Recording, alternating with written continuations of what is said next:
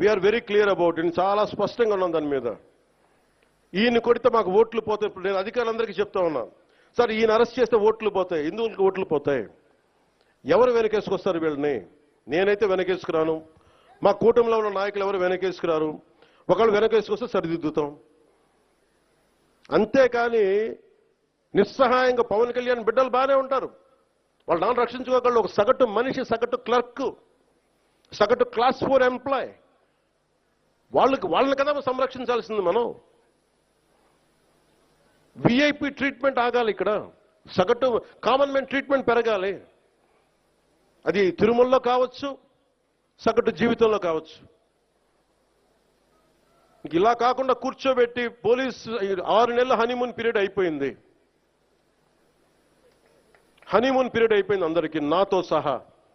నాకు కూడా ఇంక లెర్నింగ్ కూర్చోబెట్టి రివ్యూస్ అని వదిలేశాను. నేను నుంచో చోట రివ్యూ చేస్తాను, అవసరమైన చోట నిలబడతాం, కానీ రాష్ట్రం అంతా తిరుగుతాం మన పిఠాపురంతో మొదలు పెట్టుకొని. మీరు నన్ను నమ్మి గెలిపించారు, మీరు నన్ను, నేను మీకు నిలబడతాను, గుర్తుపెట్టుకోండి. మీరు నాకు ప్రోగ్రెస్ ఇవ్వండి, నాకు నేను మళ్ళీ పని చేసే ఓట్లు అడుగుతాను. కానీ ఈ లోపల మటుకు నాకు మీరు జేజేలు కొట్టండి, ఆటోగ్రాఫ్లో నేను ఇవ్వకపోవచ్చేమో, కానీ మీకు పని అయితే ఉళ్ళు ఉంచి పనిచేస్తాను. మీరు మొత్తం 5 సంవత్సరాల పాలన అయిన తర్వాత ఇంకొకసారి ఇతనికి ఎమ్మెల్యేగా అవకాశం వచ్చింది ఇవ్వండి. లేదు నువ్వు మాకు నచ్చలేదు వదిలేయండి. మీరు నేను అంత నిక్కచ్చిగా ఉన్నాను, నాతోటి నేను అంత నిక్కచ్చిగా ఉన్నాను. అందుకని నేను చాలా స్పష్టంగా ఉన్నాను.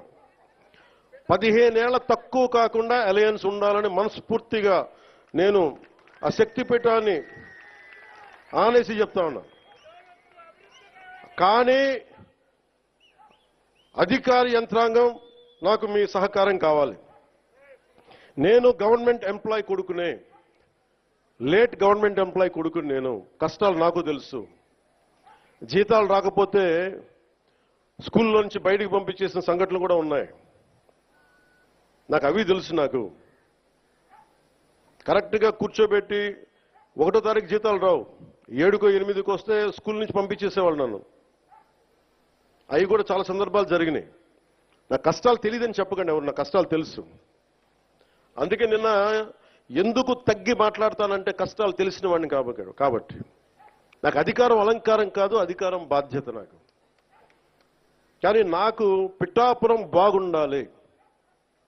నేను చాలా స్పష్టంగా ఉన్నాను. లా అండ్ ఆర్డర్ కనుక ఎవరన్నా సరే ఇష్టరాజ్యంగా ఎవరన్నా సరే ఇష్టం వచ్చినట్టు చేస్తే తొక్కి నారత్తిస్తాను ఒక్కొక్కరికి. మా ఇష్టం కుదరదట్లా.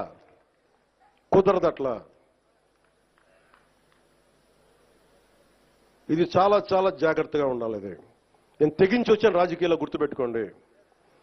గుండాలకి చంపేస్తానంటారు నన్ను. మొన్న అడవుల్లోకి వెళ్ళాలంటే నక్సలైట్లు మందు పాత్రలు పెడతారంటే పెడితే పెట్టండి, పేలిపోతాను, కానీ నేను ఆపను నడక. అంత తెగించున్నాను, గుర్తుపెట్టుకోండి. ఎందుకంటే నేను అభివృద్ధి కావాలి. పోలీస్ వ్యవస్థ ఏం చెప్తారు, సార్ అక్కడ వెళ్తే మీరు మందు పాత్రలు ఉంటాయి, ఇబ్బంది పెడతారు, భయపెడతారు. భయపడేవాడిని రాజకీయాల్లోకి రాకూడదు. మంచి చేయాలని వచ్చాను, నాకు భయం లేదు నాకు. అంటే ఇంత తెగించిన వాడిని ఆకు రౌడీలు కానీ చిల్లర వేషాలు వేసేవాళ్ళు కానీ నేను భయపడతానా?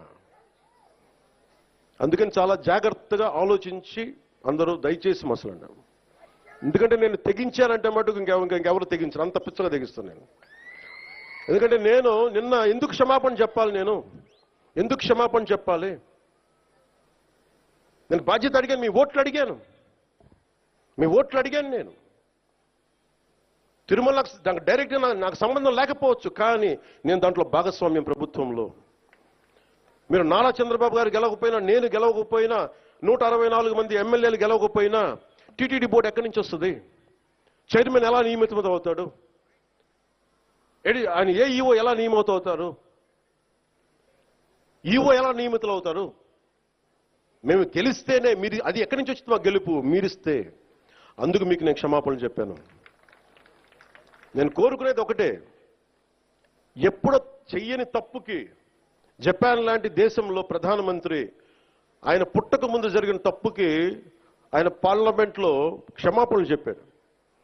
మనం నేర్చుకోవాల్సింది అది. వాళ్ళు చేయకపోయినా 3 తరాల ముందు తప్పు చేసిన క్షమాపణలు చెప్పారు.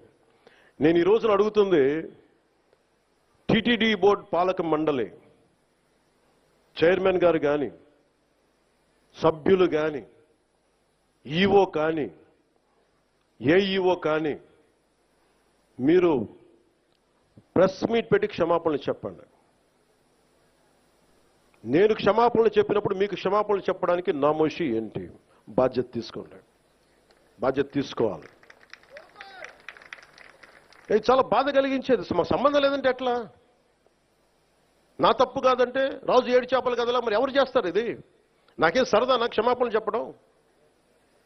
నేను దోషిగా నిలబడాలా ఇలాంటి సంఘటనలో? అందుకని ఎందుకు నేను డాంపెన్ చేశాను, ఎందుకు తగ్గించాను సంక్రాంతి సంబరాలంటే, వాళ్ళు ఎంత గొప్పవాళ్ళంటే చనిపోయిన 6 మంది వారి కుటుంబ సభ్యులు దేవుడు పట్టుకెళ్ళిపోయాడు అంటున్నారు. 36 మంది గాయపడితే ప్రతి ఒక్కరిని పేరు పేరున పరామర్శిస్తే అందరూ కూడా నలిగిపోయి 100 మంది మీద పడిపోయారు. ఎంత ఉంటుంది ఒక ఆడపడుచు మీద పడిపోతే, పెద్ద ఆవిడ మీద పడిపోతే? తమిళనాడు నుంచి వచ్చారు. ఎలా ఉందమ్మా మీకంటే, కడవలు పాత్రికాంగయ్యా, కడవలు వెళ్ళి ఎడుతున్నాం, దేవుడు బయటికి తీసుకొచ్చాడు మమ్మల్ని అంటా ఉన్నారు. ఎంత పెద్ద మనసుతోటి సరిగ్గా చూసుకోలేదయ్యా మమ్మల్ని, కానీ ఏం చేస్తాం, మా కర్మ ఇలా కాలిందని. అది దేశం తాలూకు దౌర్భాగ్యం. ప్రజలు ఇంత బాధ్యత ఇప్పుడు కష్టం వచ్చినప్పుడు ఎంత అద్భుతంగా చెప్పారంటే నాకు కన్నీళ్ళు వచ్చినాయి. నాకు నిన్న కరిగిపోయాను నేను. వీళ్ళ క్షమాపణలు చెప్పదు ఇంకెవరికి క్షమాపణలు చెప్తాం? ఏఈఓ కానీ, ఏఈఓ వెంకయ్య చౌదరి గారు కానీ, ఈఓ శ్యామలరావు గారు కానీ, చైర్మన్ బిఆర్ నాయుడు గారు కానీ, టీటీడీ బోర్డు సభ్యులు, పాలక మండలి సభ్యులందరూ కానీ, మీరందరూ వచ్చి ఒక్కొక్క వ్యక్తి గురించి కథ వింటప్పుడు మీకు బాధ అర్థమవుతుంది. క్షమాపణలు చెప్పండి. మీరు క్షమాపణలు చెప్పి తీరాలి, వేరే దారి లేదు మీకు. మీరు క్షమాపణలు చెప్పడం వల్ల పోయిన ప్రాణాలు తిరిగి రావు, కానీ కనీసం ప్రజలు మిమ్మల్ని చూస్తూ ఉన్నారు. అది మటుకు జ్ఞాపకం పెట్టుకొని అందరూ తగ్గి క్షమాపణలు చెప్పండి. చాలా అవసరం ఇది. ఎందుకంటే ఈరోజు రాష్ట్రం మొత్తం, దేశం మొత్తం మీరు చేసిన తప్పుకి సంబరాలు జరుపుకోవడానికి ఆలోచిస్తూ ఉన్నారు. 4 లక్షల మంది ప్రజలు గరుడోత్సవాలకు వస్తే క్రౌడ్ మేనేజ్మెంట్ చేయగలిగే వాళ్ళు అక్కడ చేయలే. 2500 మంది. చాలా బాధ అనిపించింది. Lack of management, crowd management లేక, ఎవరిని ఎంతమందిని కూర్చోబెట్టాలి ఈ ఆలోచన లేక, అది కానిస్టేబుల్స్ గా దగ్గర నుంచి అధికారులు, ఎస్ఐలు, సిఐలు, 1100 మంది పైచిలకు పోలీసు. కానీ దురదృష్టం జరిగిపోయింది. సో నేను ఈ సందర్భంలో నేను ఒక కొత్త ప్రయాణం మొదలు పెడుతున్నాను. 6 నెలల తర్వాత ప్రతి జిల్లాకి వస్తాను. అది మనం పిఠాపురంతో మొదలు పెడుతున్నాను. ప్రతి గ్రామం, మన ఉప్పాడ దగ్గర నుంచి మత్స్యకార గ్రామాలు కావచ్చు, ప్రతి గ్రామం నేను వెళ్ళి కనుక్కొని, ఎందుకంటే నేను పనిచేయడానికి వచ్చాను మీకోసం. నేను నాయకులందరినీ కలుపుకెళ్తాను. అది వర్మ గారు కావచ్చు, కృష్ణరాజు గారు కావచ్చు,